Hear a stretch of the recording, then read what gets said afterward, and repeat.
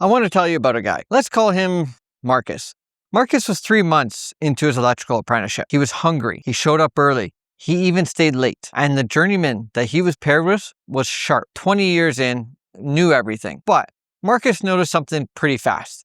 Every time he asked a question, one-word answers, or nothing at all. And after 3 months of that, Marcus wasn't frustrated with his journeyman anymore. He was frustrated with himself. Am I even cut out for this, he thought? That's a dangerous place to be. And I want to talk to you about why it happens. Most apprentices walk into the trade with a picture in their head. You show up, you work hard. The journeyman teaches you. You learn the trade. That's the deal, right? Except nobody told you the deal wasn't guaranteed. Because some journeymen don't teach. Not because they're monsters, but because of a handful of real reasons that nobody prepares you for before you start. And if you don't understand what those reasons are, clearly, without taking it personally, you're going to misread every single interaction. You're going to read the silence as rejection. You're going to read the pressure as hostility. And you're going to blame yourself for a problem that isn't always yours to fix. Here's the big thing I'd want someone to have told me early on. Being skilled at a trade and being good at teaching the trade are not the same thing. A journeyman can be 20 years in, can do things with his hands that seem like magic, can solve in 5 minutes what would take you 5 hours, and still have zero ability to explain what they are doing. Not because they're selfish, but because they've never had to slow their thinking down enough to teach it. They just know. I've talked to guys who are outstanding tradespeople who are generally bad at transferring what they know to another person. That doesn't make them a bad tradesperson. That just means they can't teach you properly the way a good person can. And then there's the pressure piece. A journeyman running a service call is not in teacher mode. He's got a customer waiting, a foreman checking in, and a stack of jobs behind this one. Teaching slows things down. And some crews, in some companies, nobody's rewarding the journeyman for slowing down. They're only measuring output. So guess what gets dropped first when things start getting tight? Sometimes it's not even about the journeyman. It's about the environment that he's in. Now, let me give you the full picture because there are a few different reasons this happens. And they're not all the same. Some people know how to do something and cannot explain it while they're doing it.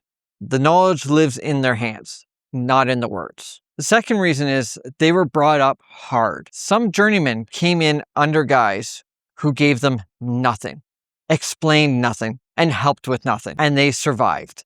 So now they feel like that's the standard. Nobody helped me when I started, and sometimes that is true, but there's a difference between saying something happened and saying it was good. And a lot of bad job site cultures survive because people confuse survival with wisdom. Reason number 3 is knowledge as job security. This one doesn't get said out loud, but it exists. Some guys have quietly attached their value to being the one worker who knows. So they will use your help. They will let you do the labor, but they won't let you do the thinking. That's not mentorship. That's control. And if you're around that long enough, you can start believing you're not progressing because of something wrong with you, when really you're in an environment that is deliberately starving your growth. Now, I want to be honest here because not every complaint about a journeyman not teaching means the journeyman is the problem. Sometimes the apprentice asks the same question 3 times because they weren't listening the first 2 times. They don't write anything down. They wait to be told every single step. They disappear when the dirty work shows up. And from the journeyman side, teaching feels worth it when the apprentice meets you halfway. If you explain something today and tomorrow you remembered part of it, tried it, thought through it, came back with a better question, I can work with that. But if every day starts from 0, eventually I'm just going to stop putting my energy into teaching you. Not because I hate teaching. I actually love teaching apprentices. But because it feels like pouring water into a bucket that has a hole in the bottom of it. Sometimes the lesson is you haven't shown that you're coachable yet. Now, coachable doesn't mean quiet and scared to speak. It means you pay attention, you retain things, you take correction without making everything emotional. You show that effort being invested in you.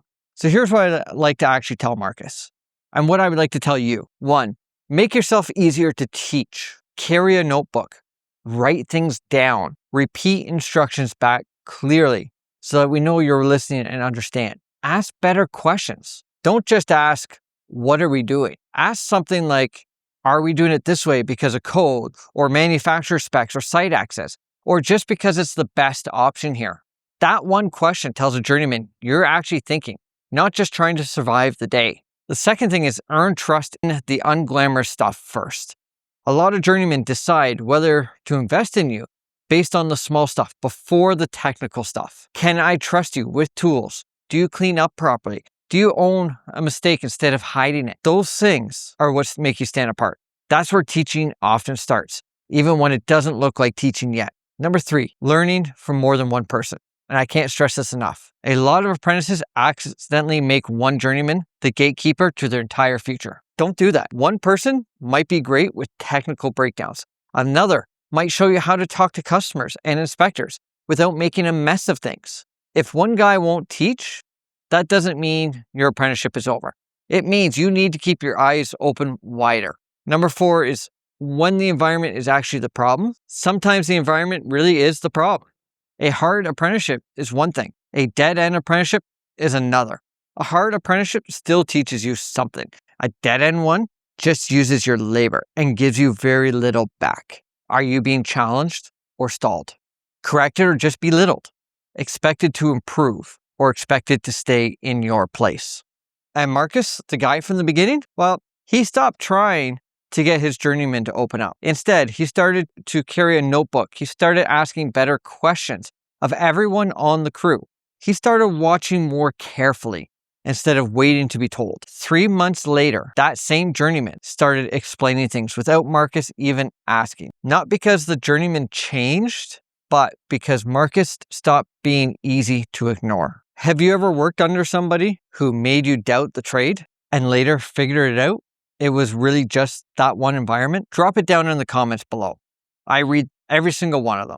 And if this helped you, check out this video right here. It's about apprentices losing respect on the job site, which happens without them even realizing it.